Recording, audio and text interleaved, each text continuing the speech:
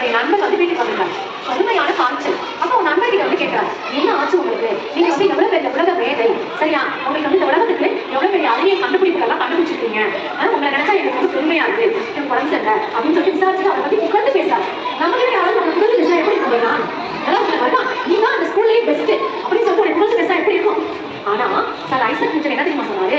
புகழ்ந்து பேசுறோன்னே சிரிச்சுக்கிட்டே சொல்றாரு, அன்பு நண்பரே, நான் வந்து அவ்வளவு பெரிய சாதனை பண்ணல. ஒரு பெரிய கடல்ல ஒரு குட்டி பையன் கூழாங்கல்ல தேடி இருக்கிற மாதிரி நான் சின்ன சாதனை தான் பண்ணிருக்கேன். இந்த உலகத்துல இன்னும் கண்டுபிடிக்க வேண்டியது நிறைய இருக்கு அப்படின்னு சொல்லிட்டு அவரு சொன்னார். புரிஞ்சுச்சான்? உடனே நண்பருக்கு எப்படி ஆயிடுச்சான்? எவ்வளவு பெரிய அறிஞர், இவ்வளவு பணிவா இருக்காரு. எப்படி இருக்காரு?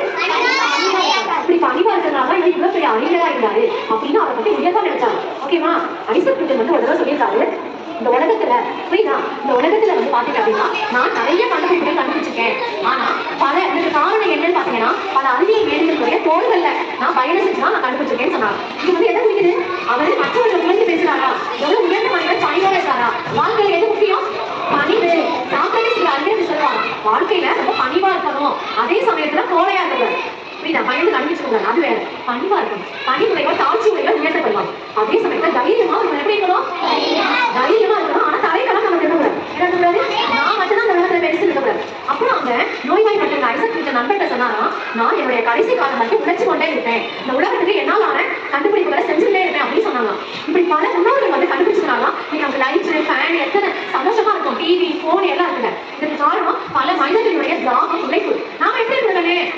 உழைக்கணும், சரியா? ஐசக் நியூட்டன் மாதிரி பணிவா இருக்கணும், உழைக்கணும். இந்த தேசத்துக்கு நிறைய விஷயங்களை கண்டுபிடிச்சு கொடுக்கணும். கண்டுபிடிச்சு கொடுப்பீங்களா? நீங்க யாரை பத்தி படிச்சோம்? நீங்க யாரை பத்தி அறிவீங்க? ஐசக் நியூட்டன் புவி ஈர்ப்பு விசையை கண்டுபிடிச்சவர். ஓகேவா? அவர் என்ன கண்டுபிடிச்சாரு? புவி ஈர்ப்பு விசை என்ன கண்டுபிடிச்சாரு? சரி, அவருடைய நண்பர் பாக்குறப்ப அவர் நான் தான் அப்படி பேசுன்னு சொன்னாரா? பணிவா இருக்காரு. நாம எப்படி இருக்கணும்? பணிவா இருக்கு. உலகத்துல ஒருத்தருக்கு உதவி செய்ய எத்தனை பேர் உதவி செய்வீங்க? இப்ப அவங்களாம் நம்ம உதவி செஞ்சதுனால நம்ம நிறைய கண்டுபிடிப்புகளோட இருக்கும். நாமளும் என்ன பண்ணணும்? உதவி செய்யணும். இந்த உலகத்துல நானும் யாருக்கும் இந்த உலகத்துல ஒவ்வொருத்தருக்கும் கரெக்ட் திறமை இருக்கு. அப்படிதானே? ஒருத்தர் நல்லா பாடுவீங்க, ஒருத்தர் நல்லா டான்ஸ் ஆடுவீங்க, ஒருத்தர் நல்லா எழுதுவீங்க. ஒவ்வொருத்தருக்கும் தலையில் ஒவ்வொரு திறமையை கொடுத்தாங்க. நாமளா பெருசு நினைக்காம நமக்குரிய திறமையை வச்சு என்ன பண்ணணும்? மத்தவங்களுக்கு உதவி செய்யுங்களா? சரி, அந்த நண்பர் வந்து அதை வாழ்த்துற மாதிரி நீங்க வாழ்த்துவீங்களா?